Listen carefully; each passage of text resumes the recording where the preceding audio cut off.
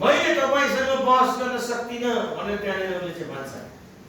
40:4 मा म जामोले के जवाफ दिन सक्छु र? 40:5 मा अयुब भन्छन् मैले एकपल्ट बोलिहाले तर मसँग जवाफ छैन, मैले 2 पल्ट बोलिहाले तर जवाफ छैन। अबदेखि उता म बोल्दिनँ, कति पनि बोल्दिनँ। अब बोल्न छोडे, मैले बहस गर्न छोडे, वार्ता गर्न छोडे, आफ्नै बारेमा म ठिक छु, म राम्रो छु भनेर प्रमाणित गर्न छाडे मैले। अब छोडिदिन्छु, अब भन्दिनँ प्रभु, अब बोल्दिनँ प्रभु भनेर उनले चाहिँ स्वीकार गर्छ। दाजुभाइ दिदीबहिनीहरू, अहिले हामी हाम्रा चर्चहरूमा जथाभावी बोल्छौँ, जथाभावी भएको कुरा पनि बोल्छौँ, नभएको कुराहरू पनि बोल्छौँ, सुनेको कुराहरू पनि बोल्छौँ, अर्काले भनेको कुराहरूलाई पनि आफैले देखेको जस्तो गरेर बोल्छौँ। तपाईहरुको चर्च चाहिँ अहिले मरेको छ, किनभने हिजोको पाप भनेको चाहिँ मानिसहरूले पाप केला भन्थे, हामीलाई थाहा छ। हत्या गर्नुलाई पाप भन्थे, चोरी गर्नुलाई पाप भन्थे, व्यभिचारलाई पाप भन्थे, अरू कुरा उनीहरूले गर्दैन। जति कुरा काटे नि हुन्थ्यो, जति निन्दा गरे नि हुन्थ्यो, जति घृणा गरे नि हुन्थ्यो। तर आजको चर्चको सबैभन्दा ठुलो पाप भनेको डाह, रिस, घृणा, निन्दा यो हृदयभित्र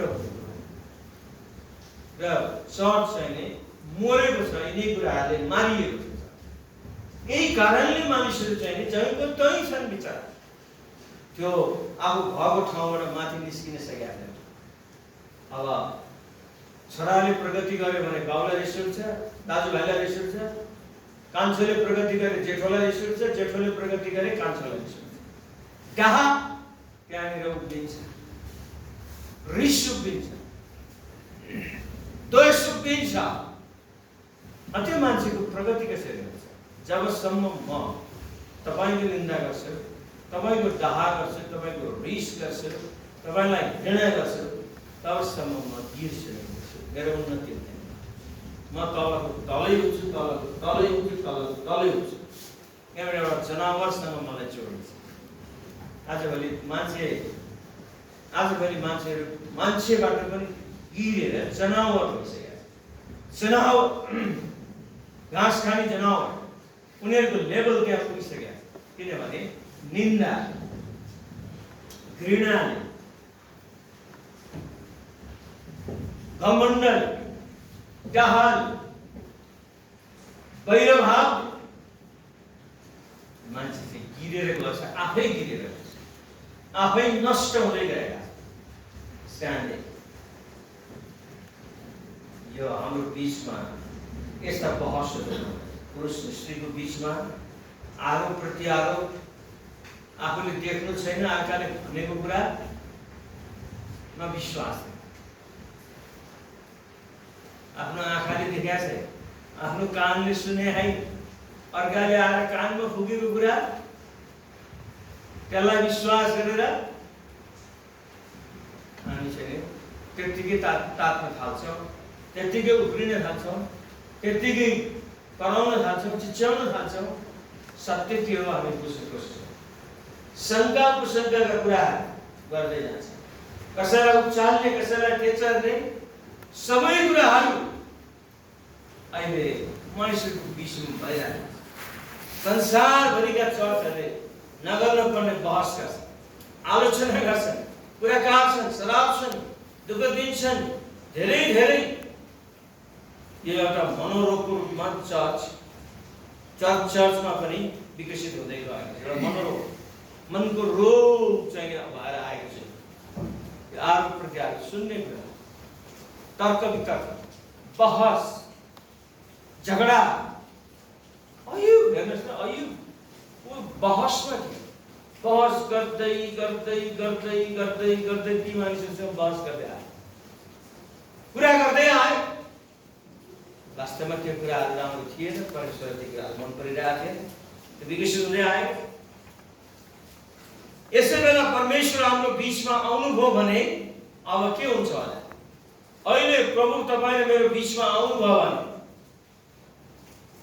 हामी सबै गुम्म हुन्छौँ, कोही बोल्न सके मार्दिन्छ। एक शब्द कसैको मुखबाट महिना दिनसम्म पनि निस्किँदैन। यदि हाम्रो बिचमा हाम्रो परमेश्वर जस्ताको तस्तै यहाँ उपस्थित हुनुभयो भनेदेखि गरेर बेहोस अनि सबैको जिब्रो काटिन्छ, कोही बोल्न सक्दैन, कोही बोल्न सक्दैन। यस्तो हुन्छ।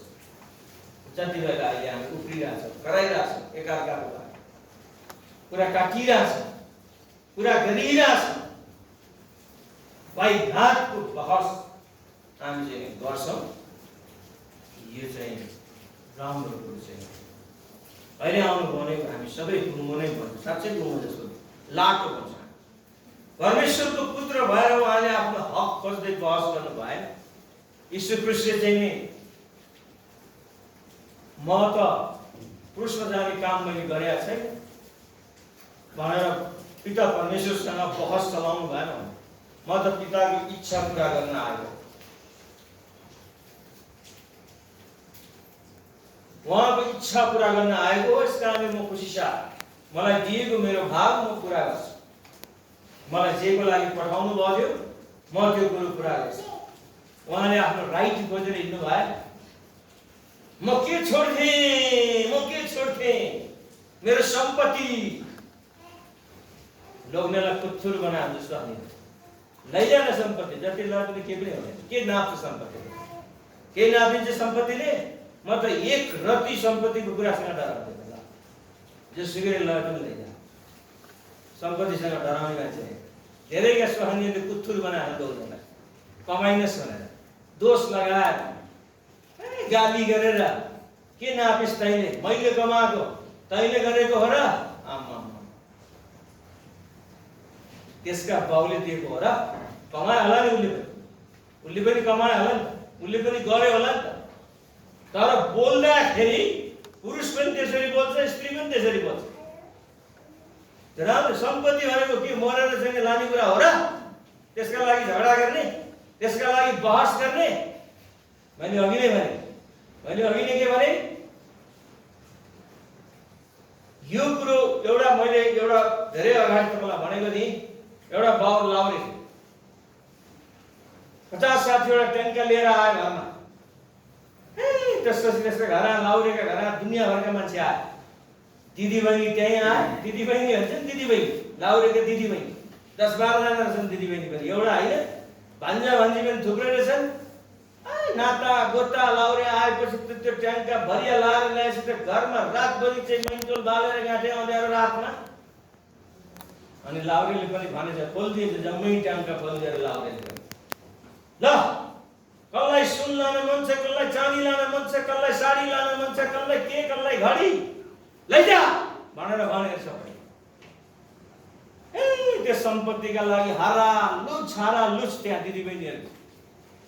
दिदीबहिनी भने उदेककै हुन्छ नि, उदेकको हुन्छ नि त लानको लागि। ल सबै के मन लाग्छ ल सहनीले लै मेरो लोग्नेले आएको भने जम्मै बोकी उसले पनि।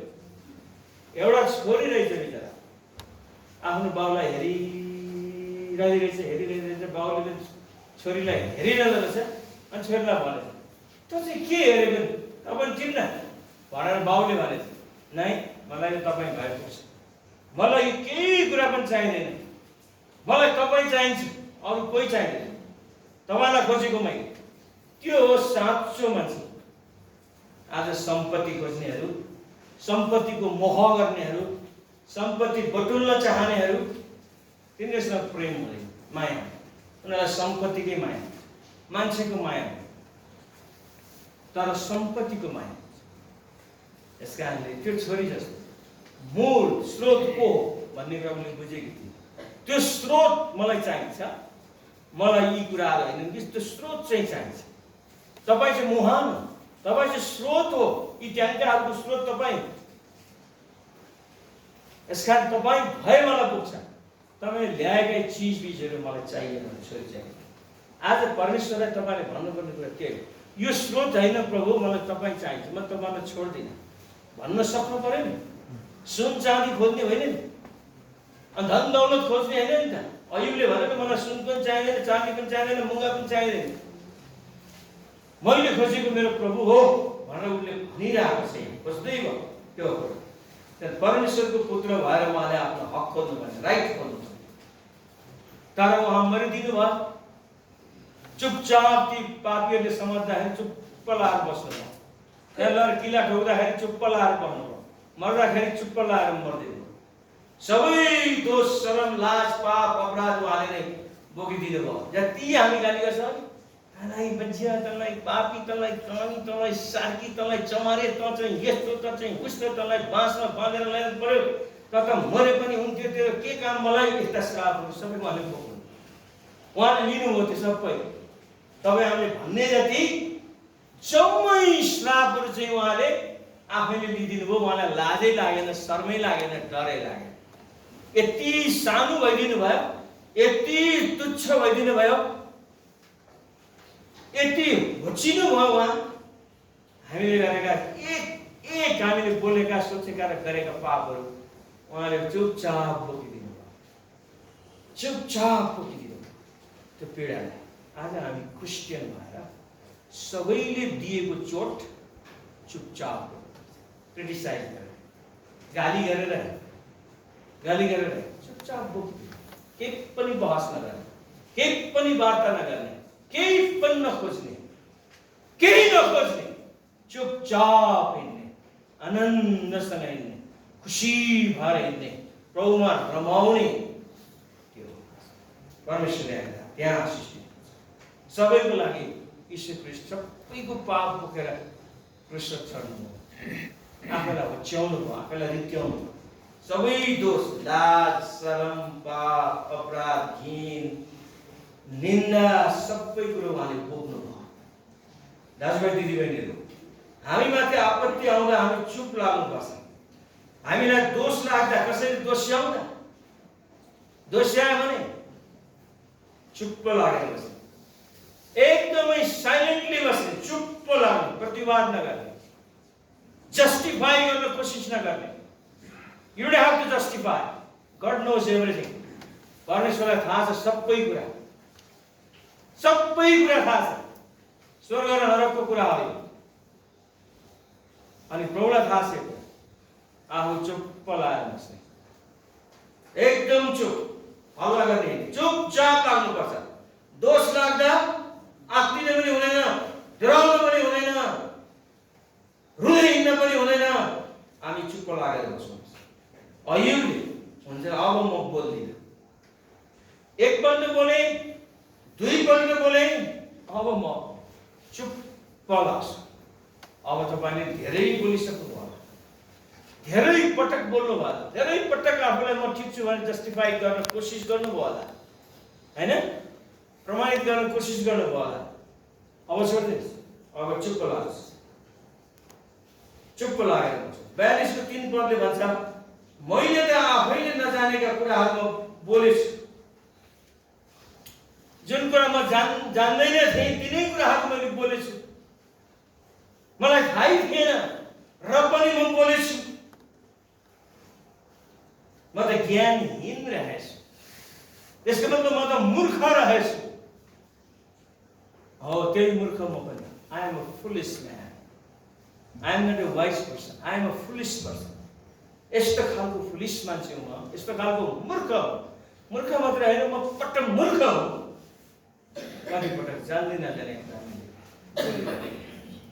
प्रभुले भन्नुहुन्छ चुप्प लागेर बस। 42 को 5-6 अयुबको भनाइ यस्तो थियो, मेरा कानले सुनेको मात्र थियो, अब त देखेको छु। यसकारण म आफूलाई तुच्छ ठान्छु अनि धुलो र खरानीमा बसेर म पश्चाताप गर्छु। उसले चाहिँ मैले पहिला कानले मात्रै सुनेको थिएँ, अब मैले आफ्नै आँखाले देखेँ। उसले त्यो भन्छ, मैले उहाँको विषयमा सुनेको थिएँ होला, अब त मैले उहाँलाई आफैले देखेको छु। यसकारण म आफूलाई एकदमै सानो सोच्दछु, ठुलो सोच्दैन। समस्या नै ठुलो सोच्ने कि आफूलाई सानो सोच्ने। तपाईँ आफूलाई भयङ्कर ठुलो, तपाईँ घरको श्रीमान भएको हुनाले तपाईँ बादशाह जस्तो सोच्नुहुन्छ आफूलाई। बादशाह तपाईँ घरको मालिक, तपाईँ घरको राजा, तपाईँ घरको मालिक। तपाईँको श्रीमतीले तपाईँको खुट्टा धुनुपर्छ, तपाईँको भाँडा सधैँ मान्नुपर्छ, तपाईँको लुगा सधैँ धुनुपर्छ। तपाईँ त्यस्तो मालिक। तपाईँको पाप त्यही, मेरो पाप त्यही, हामी सबैको पाप त्यही। त्यही किन हामी मूर्ख छौँ। मूर्ख मात्रै होइन, पटक मूर्ख छौँ। र हाम्रो सोचाइ, हाम्रो हेराइ अर्कालाई डोमिनेसन गर्ने किसिम, हेप्ने किसिम, स्वास्नीलाई हेप्ने, छोराछोरीलाई हेप्ने। म चाहिँ ठुलो, मैले चाहिँ कमाएको, म चाहिँ गर्ने मान्छे। स्वास्नी चाहिँ केही पनि हो, यो हेपाइ, यो ठिकै, यो पाप। र आफूलाई तुच्छ ठान्छु भनेर अनि धुलो र खरानीमा बसेर म पश्चाताप गर्छु। यसको लागि लायक छ हामी। We have to repent. होइन, हामीले चाहिँ रिपेन्ट गरेनौँ भने, दुःखका साथले रिपेन्ट गरेनौँ भने, खरानीमा बसेर पश्चाताप गरेनौँ भने, दुःख हृदयभित्र दुःख मानेर, खेद मानेर पश्चाताप गरेनौँ भने फेरि हामीसँग स्वर्गमा पनि हामीलाई ठाउँ नहोला। त्यो कुरा त्यसका वार्ता झगडा, म ठिक छु भन्नको लागि झगडा गर्ने, म असल छु भन्नको लागि झगडा गर्ने, तर हामी चुपचाप बस्ने, कसैलाई केही नभनिकन बस्ने। धार्मिक पनि धेरै बोल्दा अधार्मिक बन्न पुग्छ। तपाईँले गरेको कामहरू उल्टिन्छ। त्यस कारणले धेरै नबोल्नु, धेरै बोल्नु हुँदैन। धेरै बोलिएको ठाउँमा पापको अभाव हुन्छ, के अरे अभाव हुँदैन। बाइबलले हामी त्यो बताउँछ, सोझो र शान्त हृदयको मान्छे बनाऊ हामी, होइन, चर्चामा बहसमा होइन।